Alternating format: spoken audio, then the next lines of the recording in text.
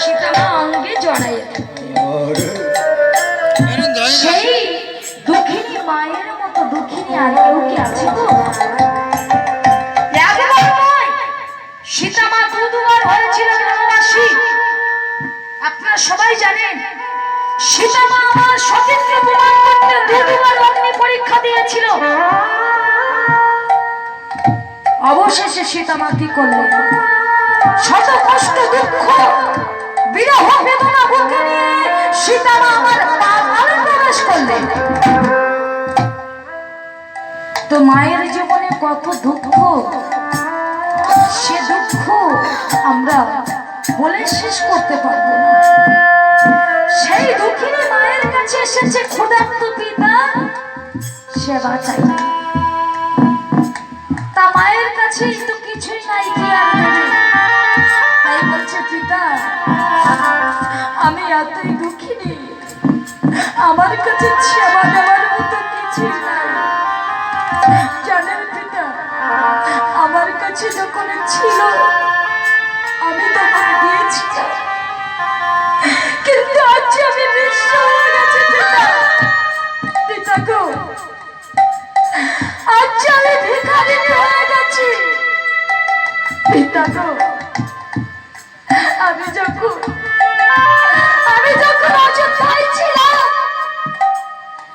আমি সমস্ত মনি ঋষিদের, আমি সমস্ত ভিখারিনীদের আমি সত্য পাত্র করে অর্থ বস্তু অর্থ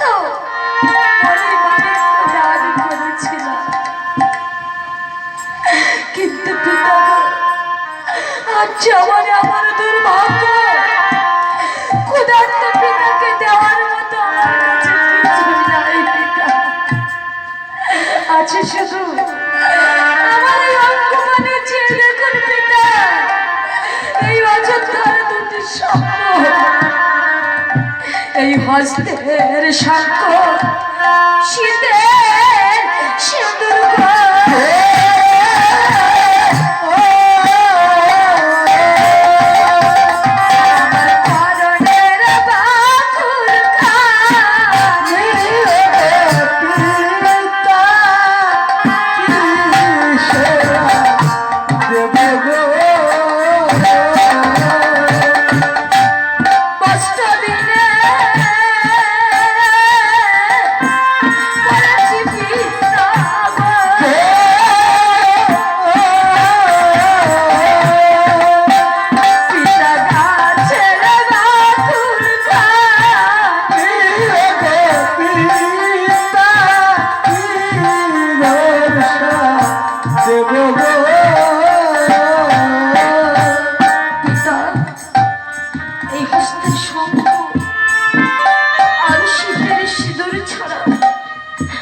আমার কাছে যাওয়ার মতো কিছু নাই।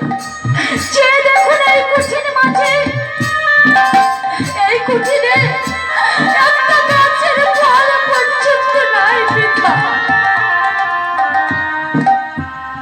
যে ফলটাকে নিয়ে আমি আপনাকে সেবা দেব, তো বাবা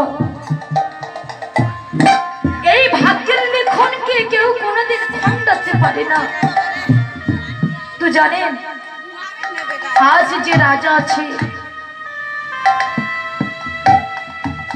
কপাল দোষে একদিন সে ফকির হয়ে যাচ্ছে। কাল যে ফকির ছিল, ভাগ্য বলে একদিন সে রাজা হয়ে যাবে।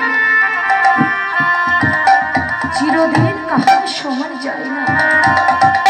তো আজ জনম দুঃখিনী সীতা আজ জগৎ লক্ষ্মী হয়ে, সে রাজনন্দিনী হয়ে, রাজরানী হয়ে কত কষ্ট করে বড় মাঝে দিন কাটাচ্ছি বাবা। তো সীতা আমার কেঁদে কেঁদে বলছে, পিতা আমি আমার হতভাগিনী পুত্রবধূ আপনার ক্ষুধার্ত পিতার মুখে আমি কিছু দিতে পারছি না।